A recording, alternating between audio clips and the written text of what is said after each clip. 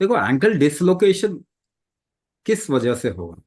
As I said, जैसे ही मैंने बताया अभी, इसी को मैं एक और तरीके से बताऊं। किसी एक इंसान का एंकल डिसलोकेशन हो रहा है, सभी का तो नहीं हो रहा, किसी दूसरे का तो नहीं हो रहा। डिसलोकेशन कंधों का भी हो जाता है कुछ इंसान, कुछ लोगों को। तो ऐसे मान के चलो कि सपोज करो एक झटका लगता है शरीर को, और वो झटका लगने से डिसलोकेशन जल्दी हो जाता है। कोई भी जर्क लगने से डिसलोकेशन हो जाता है।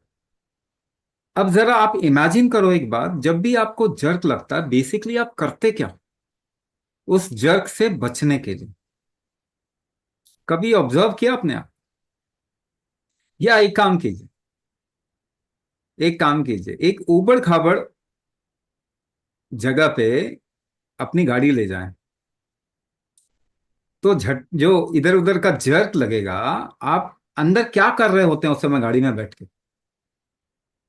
आपने आपको बांध के, सांस रोक के बांधा होता है एक तरीके से। हाँ, सांस रोकते हो अपने को बचाने के लिए। यानी डिसलोकेशन, सारे जॉइंट भी डिसलोकेट हो सकते हैं बहुत ज्यादा जर्क लगे तो। लेकिन सांस जब रोक के रखेंगे, अपने बॉडी को थोड़ा टाइट रखेंगे, तो डिसलोकेट नहीं होता। यही काम जाने अनजाने हर एक इंसान करता है जब भी उसके साथ में कोई ना कोई, किसी ना किसी तरह की प्रॉब्लम आती है तो। अब मैं आपको केवल ये बोल रहा हूं, कॉन्शियसली करो। आपका शरीर अनजाने में ये काम करता है, अब मैं आपको बोल रहा हूं कि जानबूझ के अपनी कुंभक शक्ति को बढ़ाइए। अपने बॉडी को इंटैक्ट रखने की, इकट्ठा रखने की शक्ति, कुंभक शक्ति, उसको जब बढ़ाएंगे तो डिसलोकेशन के चांसेस बहुत कम होते जाएंगे और खत्म हो जाएंगे। ठीक है? तो कुंभक किसी भी तरीके के डिसलोकेशन, और आ, दूसरा वाला पार्ट कौन सा था? एक तो एंकल डिसलोकेशन था, और क्या था? एक और प्रॉब्लम हाँ बता और रहे थे। एक मिनट। नहीं, ankle dislocation, tarsal tunnel. Car carpal tunnel. Tarsal tarsal tunnel. Tarsal carpal tunnel. Tunnel syndrome होगा। हाँ हाँ, कार्पल टनल सिंड्रोम होता है ना। टार्सल वो तो स्पेलिंग, मतलब वो थोड़ा गलती, नहीं, लिखने में गलती। टार्सल टनल सिंड्रोम तो फीट का हुआ ना, कार्पल टनल हैंड का हो गया। अच्छा अच्छा अच्छा। वो टिबियल नर्व का डैमेज होता है ना। टीवी, अच्छा। तो हाँ, शिन बोन, हाँ। हाँ, शिन बोन में ये बेसिकली आपका नर्व, मसल और बोन, ये तीनों ना आपस में मिलके काम करता है, एक साथ ये काम करते हैं। हम किसी चीज को मतलब नर्व के साथ एसोसिएट कर सकते हैं, किसी को बोन के साथ में एसोसिएट कर सकते हैं। जैसे कि पाँव में अगर नर्व का एक तरीके से डीजेनरेशन हो जाएगा, नर्व डीजेनरेशन में क्या क्या सिम्टम आते हैं? टिंगलिंग सेंसेशन आएगा, ऐसे जैसे कुछ कीड़ा चल रहा है, इस तरीके से आ सकता है। सडन एक पिंचिंग पेन भी कई जगह पे आ सकते हैं। तो न्यूरो डीजेनरेटिव डिजीज जो है, और साथ में अगर मसल डीवे, मसल का भी कोई इशू है, और बोन का भी आजकल सभी को किसी ना किसी तरीके से इशू हो सकता है।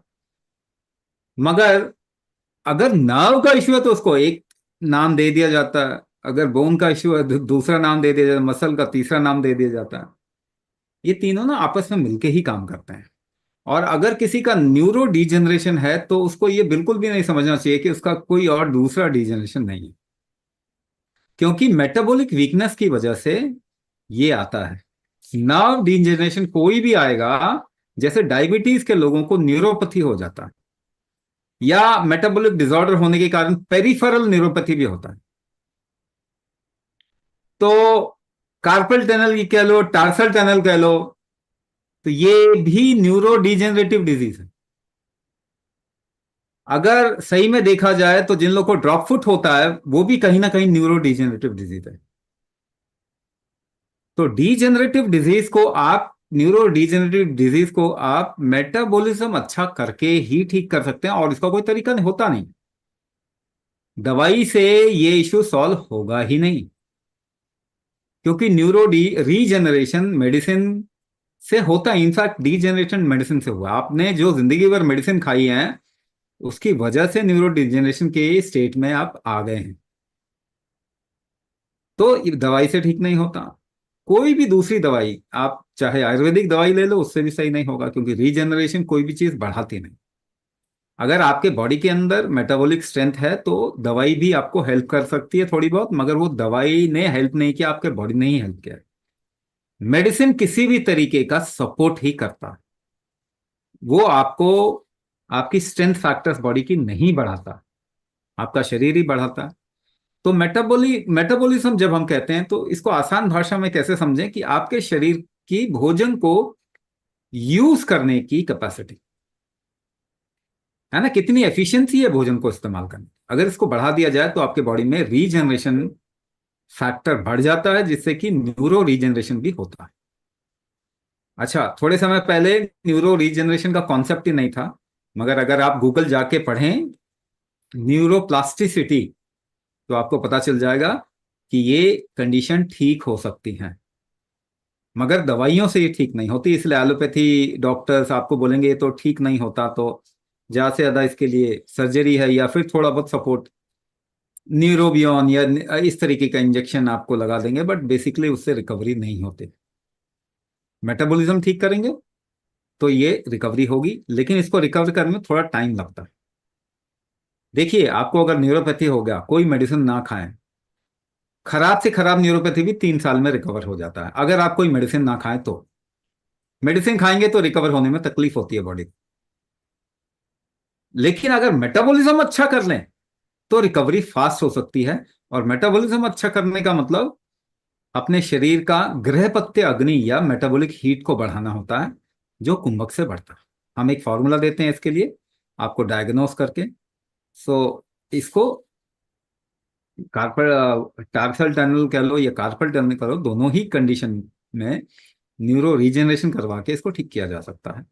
Your body can do it. You will have to improve the recovery strength of your body, है ना, regenerative strength of your body, वो कुंभक से बढ़ा के ये रिकवर हो जाएगा।